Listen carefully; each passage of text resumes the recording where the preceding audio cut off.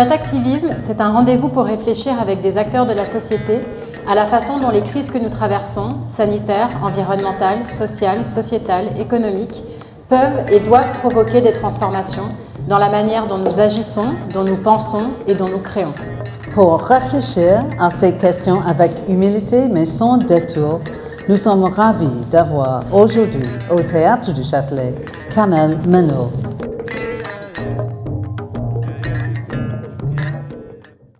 Donc, on a eu quelques mois un peu étranges, un peu particuliers, et maintenant, quelle est la priorité pour toi? Qu'est-ce que ma priorité? Des priorités, déjà je me suis recentré sur ma famille, moi qui voyageais très régulièrement, je quittais un avion pour reprendre un avion, là je suis depuis 3 mois très sédentaire, donc je suis avec ma femme et mes enfants, avec mes équipes, avec mes artistes, donc au niveau professionnel, donc tout est centralisé. Ensuite, l'amour, je pense que c'est extrêmement important, l'amour finalement, ce sentiment qui est tellement éternel et important, il est au centre des choses. Je parle souvent de ma femme, mes enfants, donc c'est très très important. Ensuite, ce qui est important, c'est d'aller à la piscine, des choses que j'avais oubliées, avec mes enfants toujours, des choses qui sont extrêmement simples et qui sont très importantes finalement. Je pense que cette période m'a permis de réapprécier un certain nombre de choses que j'oubliais même. Donc là, une des choses qui me manque le plus, c'est d'aller à la piscine le dimanche matin avec mes enfants.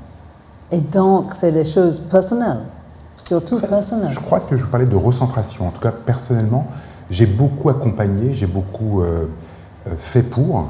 Je vais continuer parce que je suis passionné, j'ai un virus dans le cadre de ma profession, mais je vais penser aussi à mon premier cercle, ma famille, que j'ai peut-être un petit peu pas suffisamment écouté. Mes enfants, je disais pas, mon grand, il a eu 18 ans pendant le confinement, et finalement, je me suis réveillé en me disant, merde, il a 18 ans. Et je l'ai vu, bien entendu, mais pas suffisamment. Et donc là, aujourd'hui, je vais me venger sur mes petits-enfants. Je fais une petite transition sur les enfants parce que tu as décidé pour la réouverture de la galerie le 23 mai 2020 de l'ouvrir avec un projet qui n'était pas du tout anticipé au moment du début de la crise, qui est un projet qui est à la fois très simple et très engagé, qui est celui d'inviter tous les enfants qui le souhaitaient, ainsi que les artistes de la galerie, à répondre à la question « Qu'est-ce que c'est que le monde d'après ?» à partir d'un dessin sur une feuille A4 et de présenter tous ces dessins d'enfants et d'artistes mélangés dans la galerie. Qu'est-ce qu'il y avait derrière cette idée ? En fait, effectivement, c'était très naïf, c'était très, très simple, presque désuet, mais c'est ce qui m'excitait, finalement, ça me nourrissait.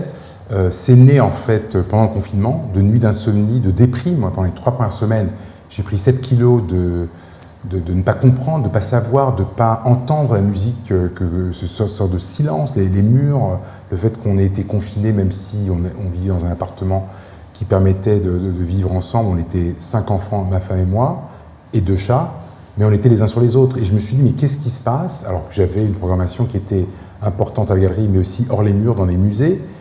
Et en recevant les emails, en recevant les Instagram, j'ai reçu, entre autres, cette chorégraphie de l'Opéra de Paris, où on voyait tous ces chorégraphes, le film de Clapiche, où on voyait tous ces mecs qui étaient seuls, ces mecs et ces femmes, qui faisaient leur gamme.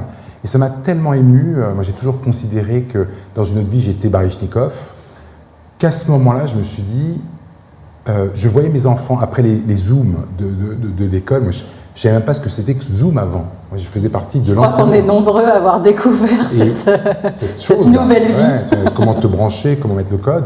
Et à ce moment-là, je voyais mes enfants, surtout mon petit garçon Elias, qui a 5 ans, qui dessinait, qui collait, avec un A4, les feuilles. J'ai acheté des ramettes, j'ai trouvé un endroit pour acheter des ramettes, il en faisait plusieurs. Et à ce moment-là, je me suis dit, je vais écraser toute ma programmation, la programmation que j'avais.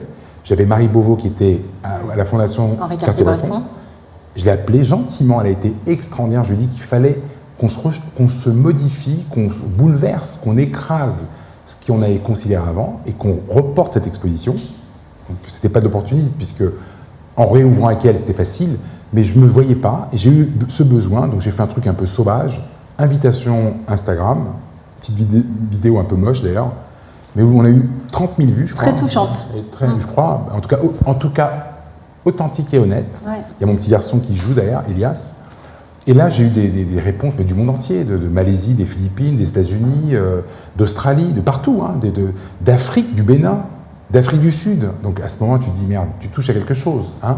Et j'ai appelé mes grands artistes, parce que j'ai des tigres hein, chez moi. J'ai des tigres, hein, les artistes sont des démiurges, j'en parlais juste avant. Et j'ai eu leur approbation. C'est-à-dire qu'ils m'ont dit, on est avec toi et on va faire avec toi. Et à ce moment-là, je m'étais dit, bon, c'est quelque chose de participatif.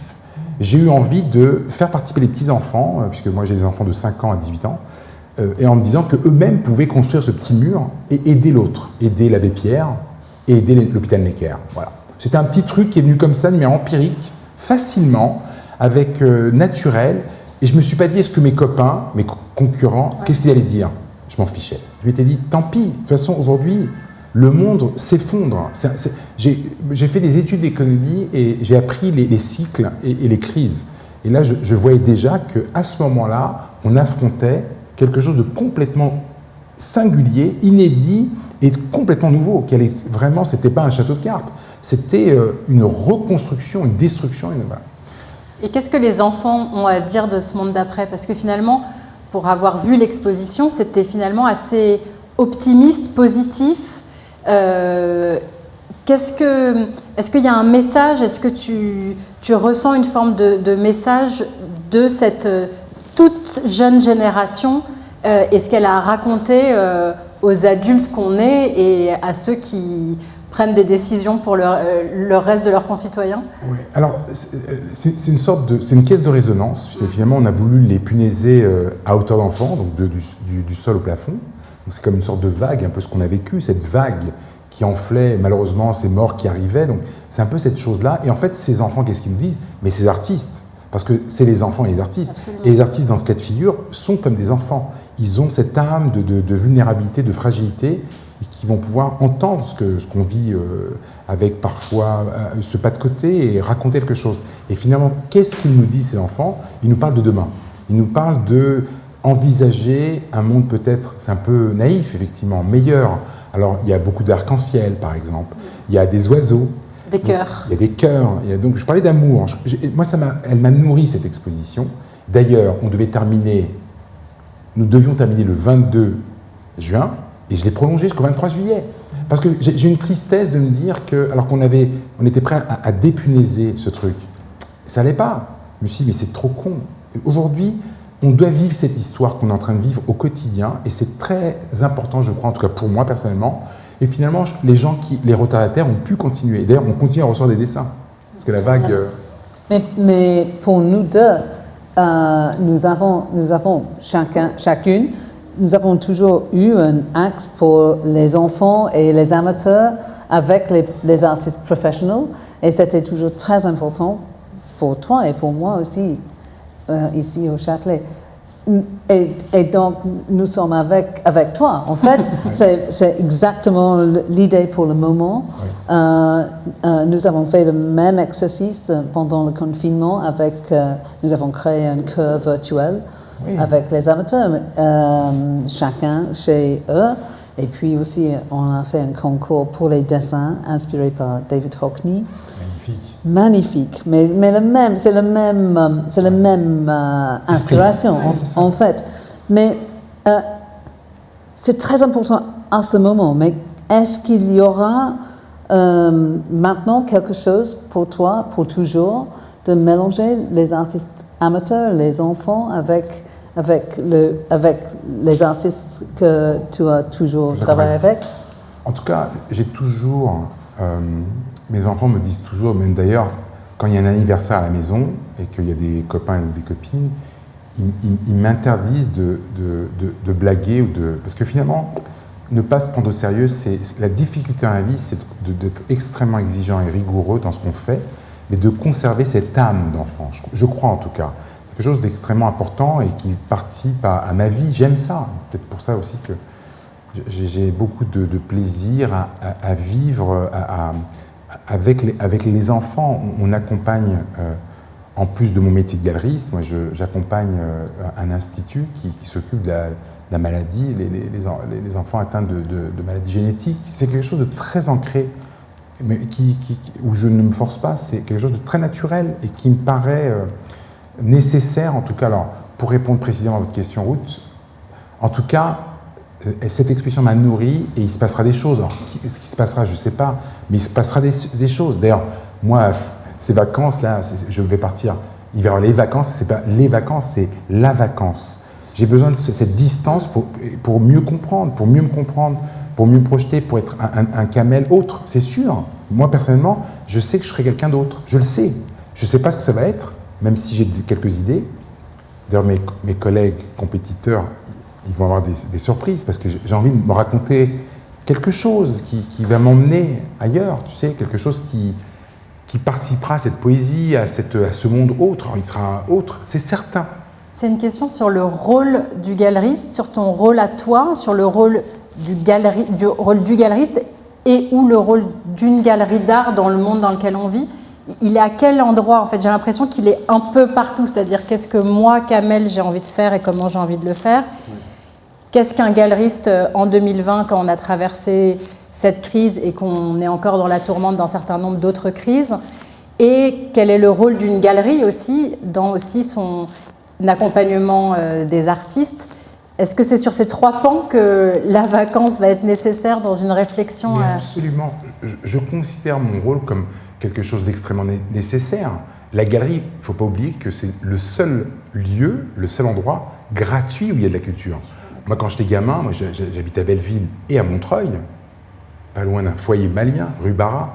Et quelque part, la culture, moi, je l'ai appris grâce à ce foyer, par exemple, parce qu'en discutant avec les Maliens, en partageant le maïs, je comprenais ce que c'était que la tolérance, l'autre, la culture, une culture en tout cas. Mais en tout cas, les gens qui viennent dans les galeries, c'est un lieu gratuit. Et c'est un lieu où on a la possibilité d'entendre mieux le monde. Donc j'ai une vraie responsabilité. C'est-à-dire que moi, accompagner les artistes, c'est une chance, mais donner à voir, je suis une transmission. J'ai une vraie appréciation de ce truc-là. Je sais qu'en tout cas, quelque part, je participe à cette mutation, à ce monde. Tu vois, même mon rôle, quelque part, peut-être que des choses que j'ai faites avec difficulté, peut-être que je ne les ferai plus maintenant, parce que c'est des grandes expositions. Tu parles par exemple des grands projets monumentaux. Peut-être qu'aujourd'hui, peut-être que c'est indécent, peut-être que je vais essayer de raconter une histoire autre, peut-être, tu sais. Donc, cette vacance, j'en ai besoin, tu vois, d'être dans un territoire de pensée qui me permettra de créer avec les artistes. Moi, je ne suis pas un créateur, mais en tout cas, je pense que je suis une bonne oreille pour les artistes. Mais ça, c'est énormément intéressant parce qu'en fait, oui, c'est vrai. Une galerie, c'est un peu comme un magasin, après tout. Absolument. Et donc, tout le monde comprend qu'est-ce que c'est un magasin. Tout à fait. Et il n'y a pas de barrières pour la culture dans un magasin, dans Absolument. la même façon que, par exemple, dans un théâtre. Où, même si c'est gratuit, il y a toujours, c'est un bâtiment un peu comme un château, en fait, entre un château et une prison. Ça c'est l'origine du théâtre du Châtelet. Ouais. Et donc, nous avons vraiment un job de faire, d'ouvrir les portes. Oui. Mais pour toi, c'est beaucoup plus facile. J'ai jamais pensé de ça. Oui, moi j'ai longtemps réfléchi à ça. Tu sais pourquoi, Ruth? C'est qu'entre autres, moi, quand je viens pas du tout d'un milieu culturel et cultivé. Moi, ma mère était femme au foyer, mon père était peintre en bâtiment pendant 37 ans dans la même entreprise. Donc il baissait la tête et il trimait pour nourrir ses enfants. Et ma mère, elle s'occupait de nous, elle a essayé de nous dire bossez, travaillez, soyez des bons enfants. Tu vois? Donc ce que j'ai essayé d'être, et donc j'ai fait des études. Et moi, quand j'ai eu 20-22 ans, j'ai eu cette sorte de fulgurance, de révélation, qui était ce milieu de l'art. Le théâtre du Châtelet, je passais devant, je ne savais même pas ce que c'était. Ouais. Parce que, mais moi, j'habitais à Belleville, mais le théâtre du Châtelet, pour moi, c'était le roller skate devant. Donc c'était pas ça. Donc, quand j'ai compris ce que ça pouvait être, moi j'ai dévoré des livres. J'ai lu, mais donc moi je suis de la culture orale, ma mère, qui m'a appris la vie, qui m'a appris mes origines, tout ça. On parlait des Maliens, la culture orale était extrêmement importante. Qu'est-ce que tu reçois de l'autre, tu vois, sous l'arbre à palabre. Là, c'était pas l'arbre à palabre, c'était le foyer de la rue Barra. Comprendre ce que ça veut dire, le fait de la transhumance, les mecs qui partent de sans rien et comme ça qui arrivent. Tu vois, cette histoire de la migration. Hein. Mais bref, donc pour en revenir à mon métier, quand j'ai compris ce que c'était que la galerie, je me suis dit, mais c'est une force. C'est extraordinaire. Qu'est-ce que je fais? Moi, j'ai un gars qui t'ouvre la porte, chez moi, je ne sais pas si tu l'as dit, tu vois, Didier, qui t'ouvre la porte, et qui te donne un communiqué. Et il le donne à tout le monde, que tu sois étudiant ou François Pinault, tout le monde reçoit son communiqué et comprend ce qu'on essaie de dire, ce que l'artiste. Et moi, j'ai un rôle, mais c'est formidable. Moi, je sais que dans les 100% de personnes qui sont venues depuis 20 ans, mais je sais que j'ai changé des mecs. Moi, j'aurais aimé avoir Kamel Menon il y a 20 ans. Mais à l'époque, il y a 20 ans, tu rentrais pas comme ça dans une galerie. Parce qu'il y avait un côté élitiste, quelque chose d'extrêmement entre soi. Et donc moi, j'osais même pas rentrer dans une galerie. Parce que je me disais, c'est pas pour moi. C'est pas pour moi, pas possible. Après, tu dis ça avec beaucoup d'humilité, mais je continue de penser que tu restes encore un peu une exception. C'est-à-dire qu'il y a quand même encore cette espèce de distance, même si j'adore cette comparaison au magasin à laquelle j'avais jamais pensé non plus. Ouais, elle a raison. Je suis un boutiquier. Voilà. Mais j'aime cette phrase. Non, mais je trouve ça génial. Qui m'avait dit ça, c'était Yvon Lambert qui m'avait dit ça. Il y a une dizaine d'années, donc après que j'ai 10 ans de travail, il m'avait dit, ça va vite, je suis un boutiquier. Je me suis dit, mais j'ai vu ce que ça voulait dire. Nous sommes des boutiquiers. Tu ouvres ta galerie, tu l'ouvres, tu allumes la lumière et tu accueilles les gens. Oui, et tu les accueilles. Il y a quand même des galeries qui restent un peu dans quelqu'un au fond de la pièce, qui même pas murmure un bonjour. Il y en a encore quand même. Celle d'il y a 20 ans dont tu parlais, il en reste quand même quelques-unes. Et pourtant, j'ai l'impression que tu as toujours voulu justement avoir cette notion d'accueil et développer aussi des actions, parce qu'on parlait des enfants, on a démarré en parlant des enfants. Comment justement, dans ce moment où on se demande si justement il ne faudrait pas ramener l'art à l'école, qu'est-ce que l'art peut faire sur les enfants, etc., comment les galeries, dont je suis convaincue autant que toi du rôle, peuvent aussi jouer un rôle pour la société et même pour ceux qui, quand même, je pense encore parfois, se disent, comme tu te disais quand tu étais enfant, que le théâtre du Châtelet n'était pas pour toi, que les galeries d'art... Je vais bien expliquer ce que je ressentais, pardon, Génie, c'est que moi aujourd'hui j'emmène mes enfants au théâtre du Châtelet. Beaucoup, parce que je leur dis, même si tu vois, la dernière fois on était à l'Odéon, mon grand qui mesure 1m95, je lui dis tu verras, ça va être raide, mais essaie de t'accrocher aux branches pour qu'ils puissent parfaire un petit peu Molière et tout ça. L'école des femmes. Et donc il y avait un mec avec, tu vois, un truc très contemporain, tu sais, voilà. Et je lui dis, même si tu piges pas tout, mais quelque part, tu as lu ça, ça te permettra de piger. Moi à l'époque, j'avais pas ça, ma mère, elle pouvait pas. C'est-à-dire que c'était pas dans sa culture, le théâtre. Donc je reproche même pas, mais quand je passais devant, je savais même pas ce que c'était qu'un théâtre. Ouais. Et aujourd'hui, notre rôle, nous, opérateurs, c'est qu'on puisse donner envie d'aller au théâtre. C'est très important, le théâtre. Je crois, c'est pas de naïveté, je suis sûr de ma responsabilité. Je suis sûr que moi, quand j'emmène mon garçon qui a 18 ans, quand il va jouer à Villetaneuse, à Aubervilliers, moi je sais parler avec les petits mecs, puisque j'étais un petit mec, mais je leur parle de ce que c'est que la culture, l'art, et en quoi ça t'élève, et comment ça te permet d'être une autre personne, comment ça te permet de mieux draguer les filles. C'est ça, la culture, ça t'élève. Et bien sûr que j'ai un rôle extrêmement important dans la société, parce que d'abord, j'ai cette faculté d'être facile avec les gens, j'aime ça. Moi, tu sais, j'ai même pas d'ordinateur. Donc, je suis à la galerie, je me balade parfois, et quand je rencontre quelqu'un, tu sais même pas à qui tu parles, une galerie, finalement. Tu rencontres des gens comme ça, parfois, c'est un mec qui va pouvoir t'acheter ou pas, parce que finalement, 99% des gens qui viennent nous voir nous achètent pas. Bien sûr, oui. Nous, on vit sur le 1% qui reste. Donc, tu vois, après, voilà. Et donc, c'est une responsabilité, et c'est une chance que j'ai de transmettre. Donc, je sais que demain, il y aura des camels, je le sais.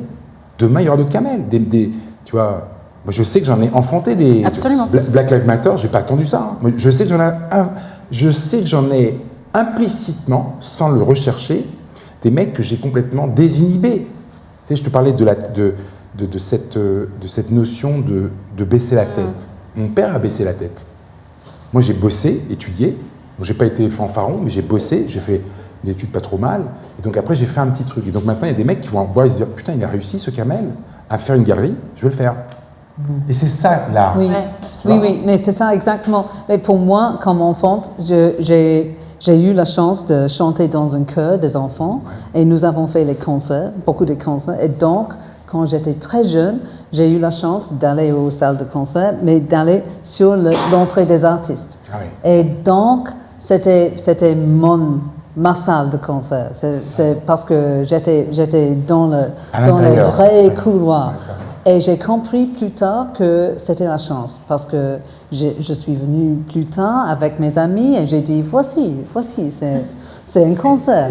Et je peux comprendre et je peux expliquer comment ça marche et on peut faire comme ça, et blabla. Mais c'était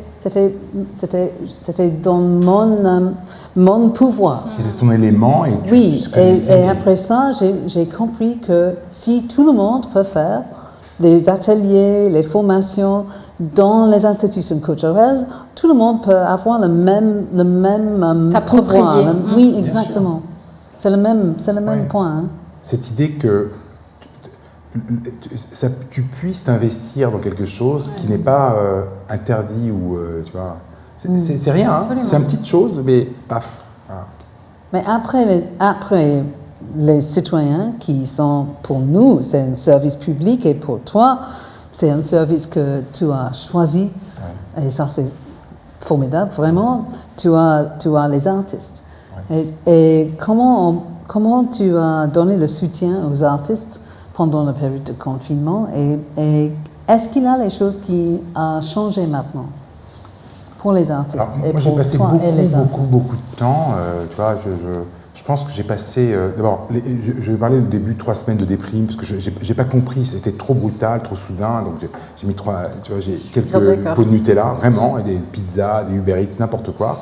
Mais au bout d'un moment, je me suis dit, il faut une discipline, et donc tous les jours, je venais à la galerie tout seul, et j'ai beaucoup écrit, et j'ai beaucoup téléphoné, donc tu vois, avec un chargeur, et tu passes ton temps à appeler Camille Enrault, Petri Dalilaï, Anish Kapoor, Daniel Buren, Hugo Rondinone, et je ne vais pas tous les citer, mais et au bout d'un moment, tu comprends, et ce n'était pas des conversations de 10 minutes, parce que souvent, en temps normal, tu appelles 3 minutes, boum, tu l'as fait, tu as envoyé le mail.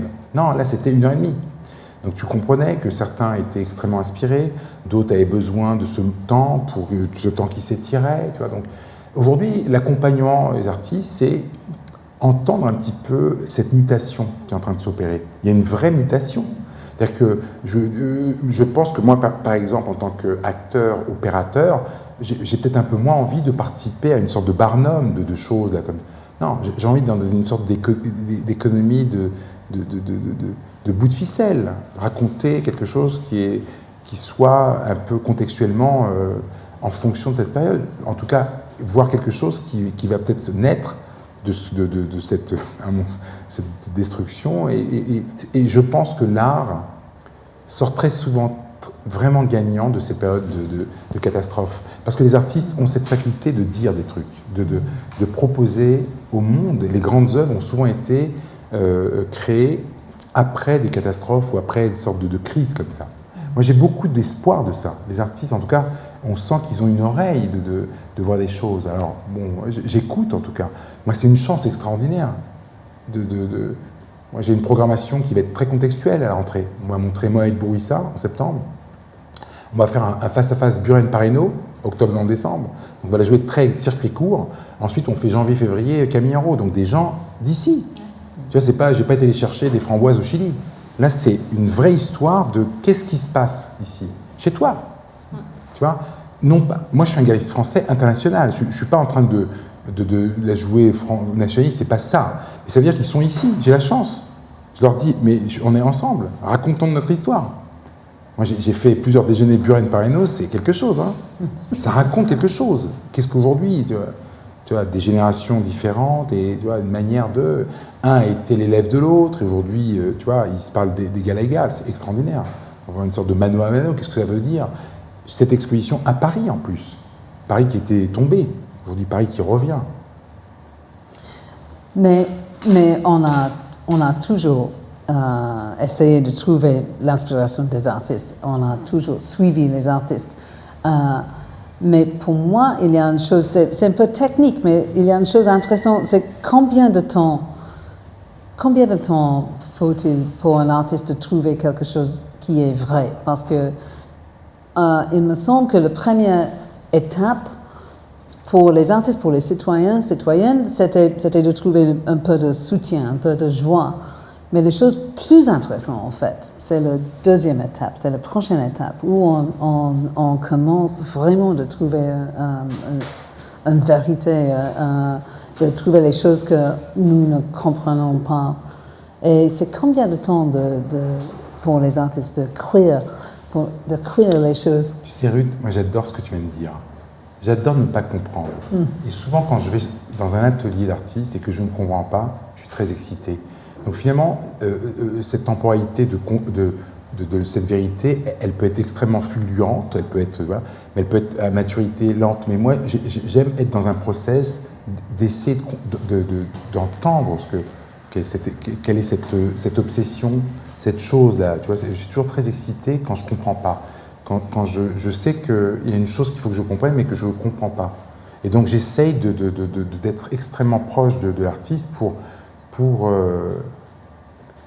rêver ensuite, pour avoir entendu, tu vois, cette sorte de chorégraphie ou de vocabulaire qui me permettent d'être complètement en adéquation, de m'être élevé moi-même pour... voilà. Donc, comment connaître ce temps-là, c'est être disponible, disposé à écouter l'artiste jusqu'à ce que, tu vois, donc parfois on parle quand tu es avec un artiste, moi mon job c'est parfois de parler de ce qu'on mange, de parler de la musique, de parler d'un autre, parce que souvent entre eux ils se parlent, ou de parler de mes chaussures, de parler de tout, de rien.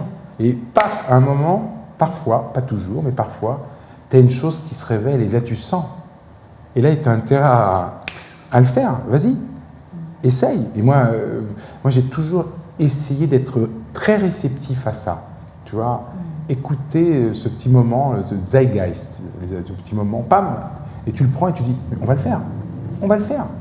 Alors moi, je ne sais pas le faire. Mais par contre, moi, je sais comment essayer de... Tu vois, je sais ça. Oui, ça c'est... Tu sais, je vais raconter une petite histoire. Et ça va vous faire rire. Le pauvre, il est mort. Hein. L'année dernière, un des plus grands artistes aujourd'hui, Wan Yongping, cet artiste franco-chinois, merveilleux artiste de niveau mondial, hein, témoin de son temps, un type qui est rejoint la France après les événements de Tiananmen en 89. Et un mec qui parle moi, c'est un mec que je trouvais extraordinaire parce que il ne parle pas. Il parle avec les yeux. T'as intérêt à comprendre, hein, parce qu'il parle très mal français. Donc moi, je ne parle pas chinois. Et parfois, on mange, je fais oui, non. Donc, c'est pas facile, mais... Et il y avait eu une petite anecdote, juste pour que vous puissiez voir ce que c'est que parfois des choses... on mangeait, et il y avait un fait divers à Paris, il y avait l'incendie de la maison d'Hérole, la maison de taxidermie, rue du Bac. Ouais. Et je voyais qu'il était très touché. Il y a beaucoup d'artistes qui étaient allés pour faire des petits témoignages, des petits dessins. Et à un moment, il me sort un petit dessin, il me parle de ce truc-là, il me dit, voilà, il me montre une sorte de serpent comme ça. Et il me dit, je vois quelque chose, et je me dis, c'est pas possible, et bon. Et il me dit, j'aimerais qu'un jour on puisse le montrer dans une biennale. Comme ça, hein. Quelques temps plus tard, je vois Cluzel, le mec de la RMN, tu sais, un ancien président, et qui me dit, ouais, Wan Yongping fait partie de la shortlist, parce que chaque année, il choisissait, tous les 2 ans, Capour, après c'était Kipfer, je ne me rappelle pas, ouais. Et là, je dis, mais tu sais que, alors je ne sais pas s'il va le faire, mais il m'a montré un dessin, un truc, et je lui montre cette sorte de chute des empires, chute du pouvoir, pouvoir économique, politique. Et finalement, c'est avant-coureur de ce qu'on vit là maintenant. Tu te rappelles de ce grand serpent, très les circonvolutions par rapport à cette sorte de mondialisation, les containers. Alors je lui dis ça comme ça, je lui dis, je peux t'emmener à l'atelier. Et je l'ai emmené à l'atelier, 2 ans plus tard, le truc était là. Alors j'ai failli laisser ma chemise, parce que c'était un projet au-dessus de moi. Mais c'est ça en fait, la vérité elle vient sur parfois un petit truc, tu l'entends, tu le retiens, parfois tu vas le faire, mais là c'est trop dur, et après t'en parles et finalement on l'a fait. On l'a fait le truc. C'était très dur en ingénierie, en production, en recherche de financement, plein de trucs, mais on a réussi à le faire. Mais ça c'est une histoire qui montre parfaitement l'importance de ton job en fait. De ton rôle, ouais. De ton rôle, oui. Ouais. Bon, ça, il faudra peut-être poser... C'est un peu délicat de dire oui ou non. Moi, en tout cas, j'aime ça, effectivement, je crois que... Et là, pendant cette période-là, tu disais que tu avais pu parler longuement avec les artistes. Est-ce que ces moments-là, tu penses que ce moment de confinement, cette crise qu'on a traversée, etc., ont généré chez eux véritablement une autre manière de voir les choses. On a quand même aussi parlé pendant ce moment de la question de la globalisation, de ce monde qui va à 3000 à l'heure, de tout le monde dans des avions. Et évidemment, l'art contemporain, à un moment, était un peu montré du doigt sur la question des biennales, des foires, etc. C'est une question pour toi, mais c'est aussi une question pour les artistes, parce que c'est aussi aujourd'hui leur économie à eux, en fait, d'être montrés partout, de faire des super productions, etc. Comment on aborde ça ? Comment toi tu l'abordes et comment eux l'abordent ? Et puis, troisième question, comment tu les accompagnes pour faire face en fait à ces nouveaux challenges ? Comment je l'aborde ? J'ai un peu moins envie. J'ai encore plus envie d'être avec les artistes, les accompagner, mais encore plus envie et plus disponible, disposé, mais moins dans ce truc-là, parce que finalement, je pense que j'ai touché à une sorte de plafond de verre de ce que faire et fabriquer, ça devenait la société du spectacle, c'est peut-être pas vers ça. Comment eux l'abordent, je pense que, je vous donne un exemple, Hugo Rondinen, artiste suisse qui habite à New York, je l'ai appelé plusieurs fois, il est dans son église désacralisée à Harlem, il m'a dit « j'ai jamais eu autant de jouissance ». Il a perdu son mari, John Giorno, qui était très affecté, et il m'a dit qu'il a passé son confinement à peindre. Des tout petits tableaux comme ça. Il avait envie de dessiner, de peindre. Donc, tu vois, comment il l'aborde, chacun va le faire. Alors ensuite, les biennales et les foires, je pense qu'il y aura un écrémage. Ça, c'est l'ordre des choses. Je ne vois pas comment on va pouvoir continuer à... Moi-même, je me fais le reproche d'avoir été de partout, n'importe comment même parfois. Et parfois, je me levais dans des endroits, quand tu te réveilles dans la nuit, tu te réveilles, il est 3h du matin, tu ne sais même pas si tu es à New York. Moi, ça m'arrivait, ça. C'est là où tu dis, ça va pas. C'est pas bien. Tu vois, parce que tu cours d'un truc à l'autre. Donc là, tu vois, ces 3 mois me permettent de m'autocritiquer, d'essayer d'inventer quelque chose. C'est même pas me réinventer, d'inventer autre chose. De suivre, tu vois, même par rapport au contexte, de ce que ça veut dire aujourd'hui. On est dans un monde où il y a des questions climatiques, des questions d'environnement, des questions politiques, des questions raciales, des questions de genre. Donc, c'est des choses qui étaient importantes pour moi, et encore plus peut-être aujourd'hui. Mais la chose frappante, on doit dire, c'est que tout le monde dit qu'on a trouvé un autre moyen de vivre. Ouais. Et en ce moment, ça c'est énormément inspirant. Mais on doit faire la même chose, je pense, dans une année et voir si en fait les Français, oui, sont encore là. C'est une vraie question. C'est une vraie question. Ça, tu vois, je ne suis pas prophète, il y a beaucoup d'incertitudes. En tout cas, c'est certain que moi, j'ai pris des décisions radicales, qui concernent entre autres ma manière d'envisager la programmation, ma manière d'accompagner les artistes, ma manière d'accepter ou de ne pas plus accepter des événements dans lesquels j'étais acteur et que j'ai déjà dit non à des choses. J'avais jamais dit non à Freeze. Je disais pas non à Freeze, moi. Moi, je faisais Freeze et Freeze Master. J'ai dit non. Parce que j'ai besoin de réfléchir, j'ai besoin d'inscrire une meilleure accord avec moi-même, avec les artistes, avec les projets, avec l'authenticité, avec la profondeur. Alors peut-être que je me trompe, mais en tout cas, c'est très ancré dans moi, là. Et c'est pour ça que j'ai prolongé les enfants. Parce que j'ai besoin de réfléchir, là. J'ai besoin de... je ne veux pas être un participant comme ça, éphémère. J'ai une vraie idée de ce que j'ai envie de faire et surtout, j'ai une vraie idée de ce que j'ai plus envie de faire.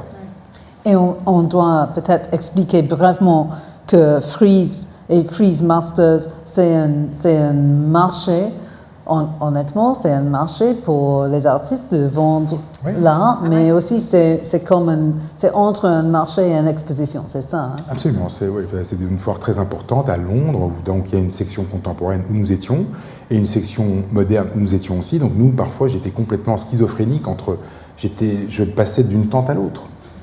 Et je ne regrette pas, on a fait des projets très sérieux, on a fait Morlaix une année avec Dominique Lévy, formidable projet curaté avec la curatrice d'Adia Foundation, donc très sérieux. Mais d'autre côté, j'avais Tatiana Trouvé, je ne sais pas si vous l'avez vu, ce truc avec le chaman, cette fontaine qui ruisselle, où on avait déplacé 20 tonnes de trucs, on a été obligé de renforcer, parce que c'est sur des pilotis. Non mais, je me dis parfois, mais qu'est-ce que j'ai pu faire pour être à fond avec les artistes? Je ne regrette pas, mais maintenant je ferai autrement. Donc par exemple, là, à l'octobre, je ne le ferai pas, je ferai que la FIAC. Parce que finalement, j'ai plus envie de courir, j'ai envie d'être en profondeur. Je me dis que, en tout cas, c'est une position, on verra après. Et aussi, finalement, les artistes on dit que peut-être capitalisme, en effet, c'est pas assez, c'est pas le point. Oui, peut-être qu'effectivement, il y a une autocritique du système. Est-ce qu'on a toujours plus? Pourquoi? Après, voilà. Bon, voilà, je ne vais pas oser commencer la conversation avec l'histoire de mes enfants et de ma femme. Finalement, c'est peut-être pas ça, c'est peut-être ce truc-là. Moi, j'ai la même femme depuis 30 ans, c'est une chance. J'arrête pas de lui dire je l'aime en ce moment. Donc, c'est peut-être ça. Et puis tu as commencé en parlant d'amour aussi, donc ça marche bien. Peut-être pour terminer notre échange, avec Ruth, on porte ce projet de chat activisme aussi en tant que Théâtre du Châtelet, magasins généraux, et c'est hyper intéressant pour nous, cette discussion, pour apprendre, pour essayer de tirer des enseignements, etc. Qu'est-ce que tu aurais envie de nous dire à nous et de transmettre aussi plus globalement aux structures culturelles sur ce qu'il faut garder peut-être de cette période, de ces enseignements? Moi, je dirais peut-être. Hein. Encore une fois, je ne suis pas devin, j'ai comme tout le monde plein d'incertitudes. Peut-être en tout cas ne pas reproduire les schémas existants, les réflexes qu'on avait avant. Tu vois, c'est-à-dire que moi personnellement, tu vois, le fait déjà de déprogrammer les choses, c'était quand même brutal aussi, parce que oui, et courageux. Mais c'était pas contre eux. C'était leur dire que il y avait une chose à écrire ensemble, autrement. Je pense que c'est pas un petit truc qu'on est en train de vivre, c'est quelque chose d'extrêmement structurellement modifié, changé. Donc j'avais envie de...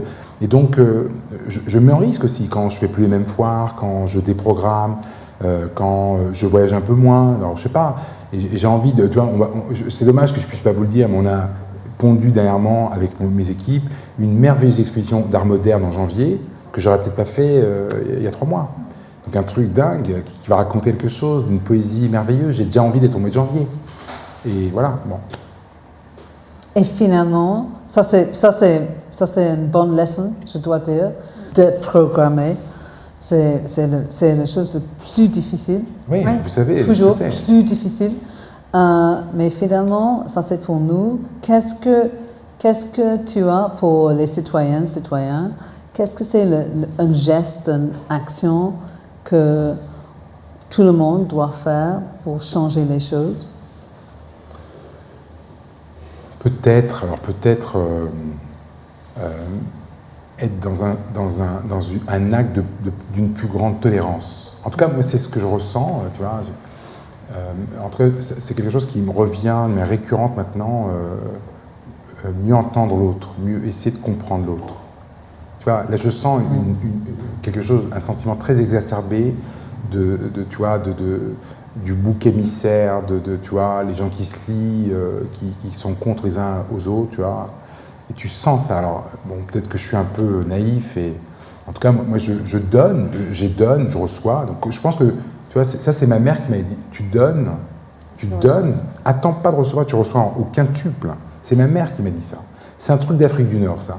Donne. D'ailleurs, quand en Algérie, au Maroc, en Tunisie, tu sais, quand t'invites et qu'on y dessous, ils te disent mange. Parce que finalement, en te disant mange, tu reçois, tu vois. Donc c'est quelque chose, tu donnes, réfléchis pas à ce qui va t'arriver. T'arrive toujours quelque chose. Donc tu as cette idée de la tolérance, d'apprécier mieux l'autre. Ouais. Super joli. Ouais. Et super juste. Yeah. Merci beaucoup, Kamel. Merci d'avoir été avec nous.